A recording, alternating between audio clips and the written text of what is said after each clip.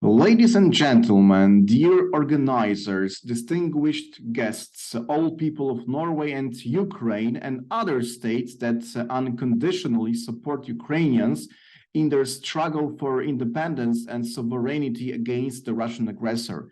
It's an honor and privilege for me to take part in such important event with my humble contribution. Today, we discuss the possible legal means that can be applied in order to bring to justice all Russian perpetrators of the crimes that are still being committed on the Ukrainian soil and against the Ukrainian nation. Such crimes as the crime of aggression, genocide, war crimes, and crimes against humanity are being committed in the name of an imperial and totalitarian ideology of the Kremlin, the Russian world, Ruski Mir. However, it is nothing new in the history of Moscow.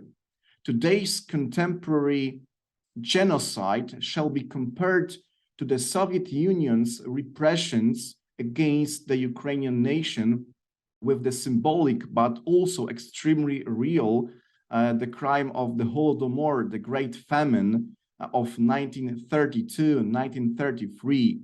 The Great Famine that is the man-made artificial famine organized by Joseph Stalin, Vyacheslav Molotov, and other people belonging to the closest leadership of the Soviet Union, created in order to suppress the Ukrainian nation and its resistance.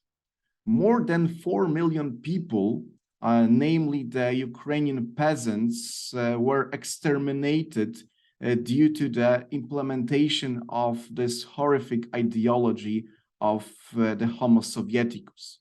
Raphael Lemkin, a Polish lawyer of Jewish origin, a person who coined the term genocide in international law, in his famous speech of 1953, delivered in New York for the 20th anniversary of the Great Famine, he named the Great Famine, the Holodomor, as the most classic example of the Soviet genocide in the history.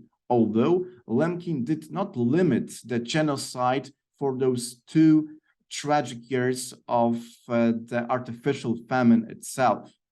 Lemkin talked about the Soviet genocide as a long-lasting process that started with the first blow against the Ukrainian intellectuals in the late 1920s, then the repressions against an Orthodox, autocephalic, independent Ukrainian church, then the the Holodomor itself against the Ukrainian farmers, which in fact during those days were an emanation of the Ukrainian nations. Those 3 steps were supplemented by the 4th one, that is the resettlement of south and east of Ukraine, those territories that suffered most from the Great Famine, by the people of different nationalities and ethnicities, including the Russian ethnical group.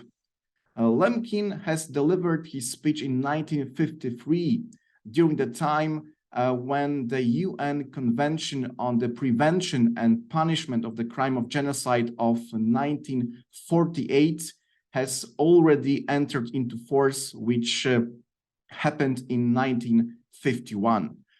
For Lemkin, it was not just an academic discussion. It was an argument based on the convention itself, especially having in mind a special intent observed in order to destroy the Ukrainian national group. The recognition of the Holodomor by Norway and other states belonging to the international community today is not just a simple political decision.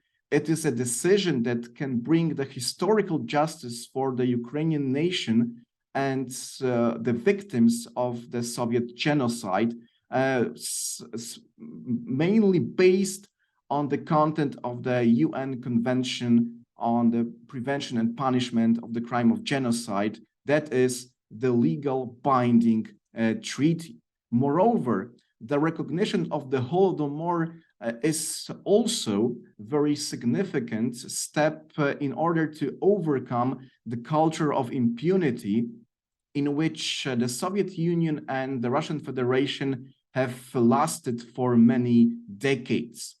Today's genocide, a physical and biological genocide, which is supplemented by cultural and political genocide that can be used in the light of the convention as a possible mean of the reconstruction of an intent of the perpetrator of the crime of genocide, is just a next step of the totalitarian and imperial policy of the Kremlin.